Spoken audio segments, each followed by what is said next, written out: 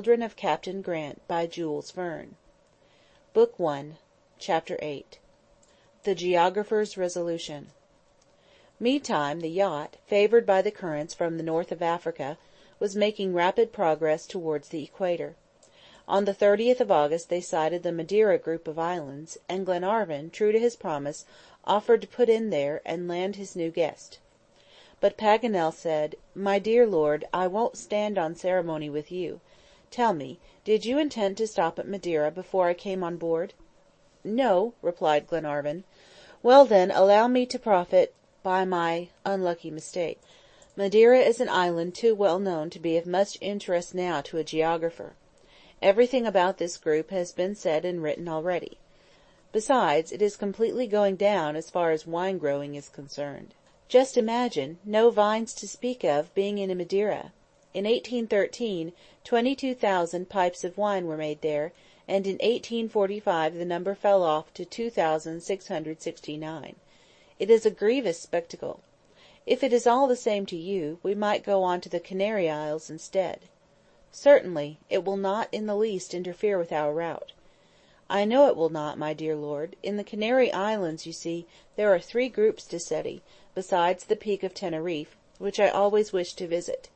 This is an opportunity, and I should like to avail myself of it, and make the ascent of the famous mountain while I am waiting for a ship to take me back to Europe." "As you please, my dear Paganel," said Lord Glenarvan, though he could not help smiling, and no wonder, for these islands are scarcely 250 miles from Madeira, a trifling distance for such a quick sailer as the DUNCAN. Next day, about 2 p.m., John Mangles and Paganel were walking on the poop. The Frenchman was assailing his companion with all sorts of questions about Chile, when all at once the captain interrupted him, and pointing toward the southern horizon, said, "Monsieur Paganel?" "Yes, my dear captain." "Be so good as to look in this direction. Don't you see anything?" "Nothing." "You're not looking in the right place. It is not on the horizon, but above it in the clouds." "In the clouds? I might well not see." There, by the upper end of the bowsprit." "I see nothing." "Then you don't want to see. Anyway, though we are 40 miles off, yet I tell you the Peak of Teneriffe is quite visible yonder above the horizon." But whether Paganel could not or would not see it then, 2 hours later he was forced to yield to ocular evidence or own himself blind. "You do see it at last, then," said John Mangles. "Yes, yes, distinctly," replied Paganel, adding in a disdainful tone, "and that's what they call the Peak of Teneriffe." "That's the peak." "It doesn't look like much of a height." "It is 11,000 feet, though, above the level of the sea." "That is not equal to Mont Blanc." "Likely enough, but when you come to ascend it, probably you'll think it high enough." "Oh, ascend it! Ascend it, my dear captain! What would be the good after Humboldt and Bonpland? That Humboldt was a great genius. He made the ascent of this mountain, and has given a description of it which leaves nothing unsaid. He tells us that it comprises 5 different zones: the zone of the wines, the zone of the laurels, the zone of the pines, the zone of the alpine heaths, and lastly, the zone of sterility. He set his foot on the very summit, and found that there was not even room enough to sit down. The view from the summit was very extensive, stretching over an area equal to Spain. Then he went right down into the volcano, and examined the extinct crater. What could I do? I should like you to tell me, after that great man. Well, certainly, there isn't much left to glean. That is vexing, too, for you would find it dull work waiting for a vessel in the Peak of Teneriffe. But I say, Mangles, my dear fellow, are there no ports in the Cape Verde Islands that we might touch at? Oh, yes, nothing would be easier than putting you off at Villa Praya. And then I should have one advantage, which is by no means inconsiderable. I should find fellow countrymen at Senegal, and that is not far away from those islands. I am quite aware that the group is said to be devoid of much interest, and wild and unhealthy, but everything is curious in the eyes of a geographer. Seeing is a science. There are people who do not know how to use their own eyes, and who travel about with as much intelligence as a shellfish. But that's not in my line, I assure you. Please yourself, Monsieur Paganel. I have no doubt geographical science will be a gainer by your sojourn in the Cape Verde Islands. We must go in there anyhow for coal, so your disembarkation will not occasion the least delay. The captain gave immediate orders for the yacht to continue her route, steering to the west of the Canary group, and leaving Teneriffe on her larboard. She made rapid progress, and passed the Tropic of Cancer on the 2nd of September at 5 a.m.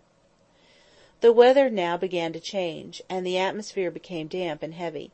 It was the rainy season, le tempo das aguas, as the Spanish call it, a trying season to travellers, but useful to the inhabitants of the African islands, who lack trees and consequently water.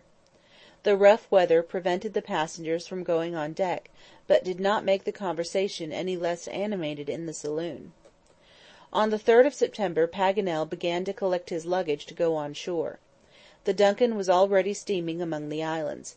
She passed Sal, a complete tomb of sand lying barren and desolate, and went on among the vast coral reefs, and athwart the Isle of St. Jacques, with its long chain of basaltic mountains, till she entered the port of Villa Praya, and anchored in 8 fathoms of water before the town. The weather was frightful, and the surf excessively violent, though the bay was sheltered from the sea winds. The rain fell in such torrents that the town was scarcely visible through it. It rose on a plain in the form of a terrace, buttressed on volcanic rocks 300 feet high. The appearance of the island through the thick veil of rain was mournful in the extreme. Lady Helena could not go on shore as she had purposed; indeed, even coaling was a difficult business, and the passengers had to content themselves below the poop as best they might. Naturally enough, the main topic of conversation was the weather. Everybody had something to say about it except the Major, who surveyed the universal deluge with the utmost indifference. Paganel walked up and down shaking his head.